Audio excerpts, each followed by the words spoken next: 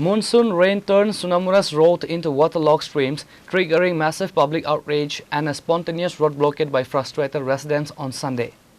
Protesters alleged that contaminated rainwater frequently gushes into their houses, causing immense distress. They slammed the civic body, noting that even though Sunamura Nagar Panchayat vice chairperson commutes via this very road daily, no permanent solution has been implemented for years.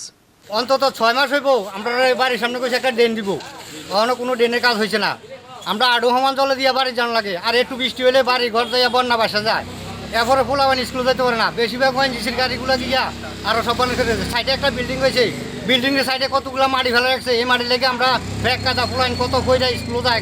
জামা fan সব বইরা স্কুলে যাইতেছে মানে এটার ব্যাপারে আমরা কি হয় আমরা জনসাধারণ কীভাবে এটা আমরা সম্পূর্ণভাবে কাজটা সম্পূর্ণ করতে পারি এই কারণে না 100% আমি দেখেন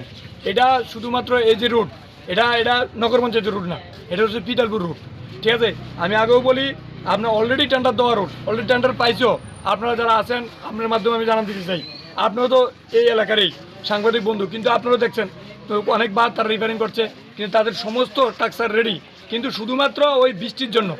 এখন যেহেতু সমস্যা অনেকটা আমি কথা বলছি এখন দাঁড়িয়ে থেকে তারা কালকে থেকে লোক নিয়ে আসবে কালকে থেকে কাজ স্টার্ট করে দেবে এবার কোনো দেরি করবে না 2-3 মাস ধরে রাস্তাটা বৃষ্টি হলে এতটুকু জল জমে যায় তো এই গাড়িগুলো চলতে পারে না যদি গাড়িগুলো যায় মানুষের বাড়ির মধ্যে জল ঢুকে এবার পুরানো স্কুল টুলো যেতে পারে না Bureau report, Chini Khorang.